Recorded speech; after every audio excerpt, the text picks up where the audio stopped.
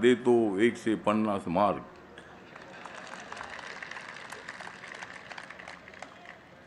ठाकरे बंधूंना देतो 40 मार्क. ठाकरे बंधूंना देतो 40 मार्क. काँग्रेसला देतो 30 मार्क.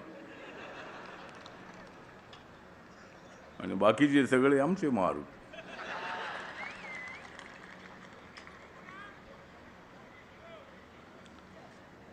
तर आजची जी सभा आहे ती सभा का कालची सभा झाली? कालच्या सभेला माणसं होती, पण कालच्या सभेपेक्षा आज मला जास्त माणसं दिसत आहेत. या महायुतीच्या सभेला मुंबईतून, सगळ्या वार्डातून, प्रभागातून या ठिकाणी मोठ्या संख्येने आपण आलेले आहात. भारतीय जनता पार्टी, शिवसेना आणि RPI एकत्र आल्यामुळे भाजप, शिवसेना आणि RPI लोक म्हणतायत विजय आमचाच आहे. या मुंबईसाठी मोठ्या प्रमाणामध्ये देवेंद्रजींनी कामं केलेली आहेत, एकनाथ शिंदे साहेबांनी कामं केलेली आहेत. नरेंद्र मोदी साहेबांच्या नेतृत्वाखाली मोठ्या प्रमाणामध्ये मुंबईला भरपूर पैसा मिळालेला आहे. मेट्रो आहे, लोकलचं डेव्हलपमेंट आहे, रोडचं डेव्हलपमेंट आहे. मुंबईमध्ये ज्या झोपडपट्ट्या आहेत त्या झोपडपट्ट्यांच्या ठिकाणी पक्की घरं बांधण्याची स्कीम मोठ्या प्रमाणात सुरू आहे. धारावीचं डेव्हलपमेंट, सगळ्या आशिया खंडात सर्वात मोठी असणारी स्लम झोपडपट्टी, त्या ठिकाणी सुद्धा डेव्हलपमेंटचं काम सुरू होत आहे. बिडी चाळी ज्या ठिकाणी 100-120 फुटाचं घर होतं, त्या ठिकाणी भव्य अशा पद्धतीच्या इमारती उभ्या राहत आहेत. गरीब माणूस जो आहे तो झोपडपट्टीत राहणार आहे, त्या माणसाला पक्का घर देण्याची आमची पक्की स्कीम आहे. मी सांगतो की महायुतीची मुंबईमध्ये येणार आहे सत्ता. महायुतीचीच मुंबईमध्ये येणार आहे सत्ता. आणि ठाकरे बंधूंचा उडून जाणार आहे पत्ता. हे दोन भाऊ एकत्र आलेले आहेत. या तुम्ही एकत्र, या तुम्ही एकत्र. पण ज्या बाळासाहेबांच्या विरोधामध्ये राज ठाकरे साहेब गेले, त्यावेळेला उद्धवजींचा तळफळाट झाला होता. उद्धवजी आमचे चांगले मित्र आहेत, त्याने आमच्यासोबत राहायला हवं होतं. 2019 मध्ये सर्वात जास्त जागा BJPच्या आल्या होत्या, त्यानंतर शिवसेनेच्या जागा आल्या होत्या. आपण आमच्या सोबत राहिला असता तर धनुष्यबाण तुमच्याकडे राहिलं असतं. पण धनुष्यबाण आज एकनाथ शिंदे साहेबांकडे आहे, धनुष्यबाण आमच्याकडे आहे. जे तुमच्याकडे आहे फक्त कान, आणि आमच्याकडे आहे धनुष्यबाण.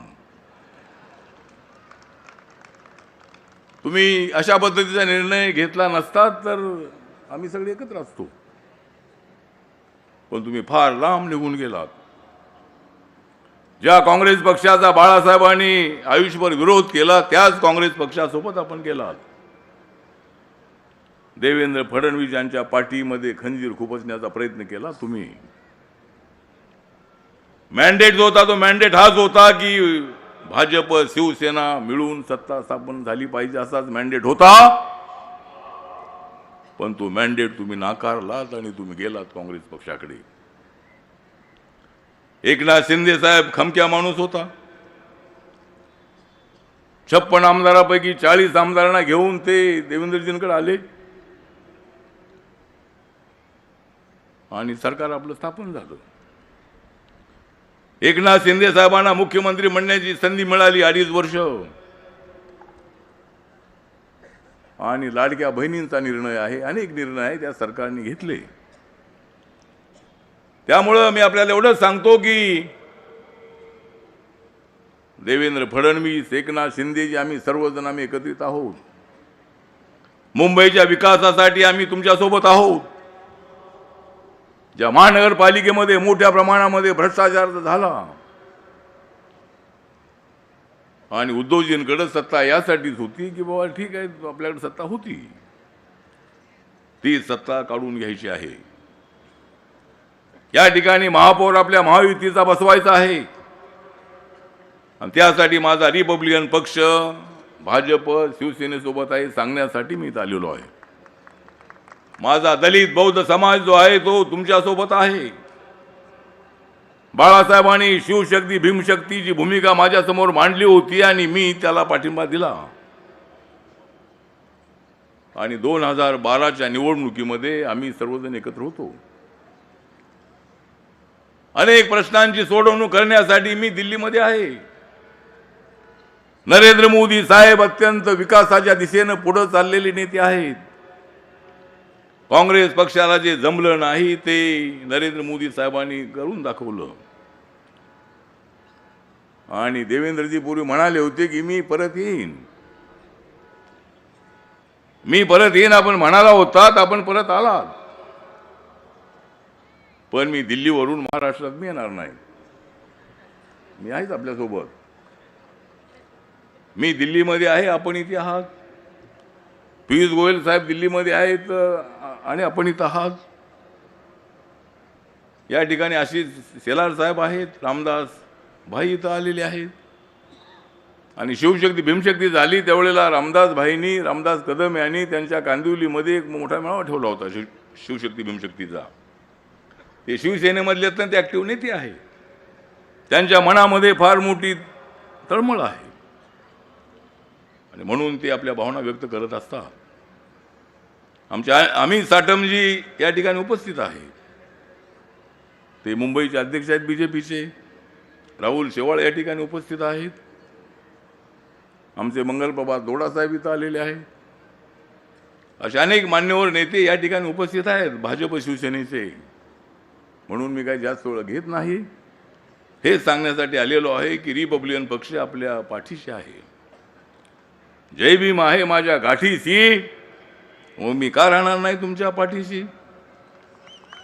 मी तुमच्या पाठीशी आहे, माझा समाज तुमच्या पाठीशी आहे. हे जाऊन गैरसमज करत असतील ही, पण नरेंद्र मोदींच्या विकासाच्यासाठी इथं MMRDच्या माध्यमातून राज्य सरकारच्या वतीनं बाबासाहेबांचं मोठं स्मारक होतं आहे. बाबासाहेबांचं भव्य दिव्य स्मारक इंटरनॅशनल लेवलचं होतं आहे. 1314 रुपये खर्च करून एवढं मोठं स्मारक कधी काँग्रेसच्या काळामध्ये झालं नाही. काँग्रेसने कधी 26 अली रोडचा विकास केला नाही. काँग्रेस पक्षाने कधी डॉक्टर आंबेडकर फाउंडेशनची फक्त एक छोटंसं ऑफिस होतं. मोदी साहेब आल्यानंतर ताबडतोब त्या ठिकाणी डॉक्टर आंबेडकर इंटरनॅशनल सेंटर बनवलं.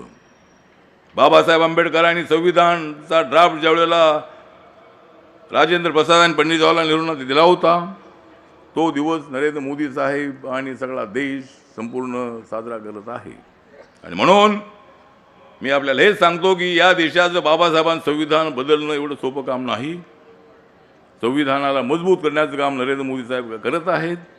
या ठिकाणचं देवेंद्रजीचं आणि एकनाथ शिंदे साहेबांचं जे सरकार आहे ते सुद्धा बाबासाहेबांचे स्वप्न साकार करण्याचा प्रयत्न करत आहेत आणि या मुंबईला सुंदर बनवण्यासाठी त्यांचा प्रयत्न सुरू आहे.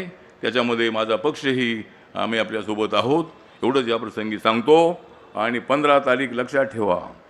15 तारखेला कमळ आणि धनुष्यबाण या तुम्ही छत्रपती शिवाजी महाराज आणि बाबासाहेब आंबेडकरांची आण आणि निवडून द्या कमळ आणि धनुष्यबाण. जय भीम, जय भारत, जय महाराष्ट्र. खूप खूप धन्यवाद.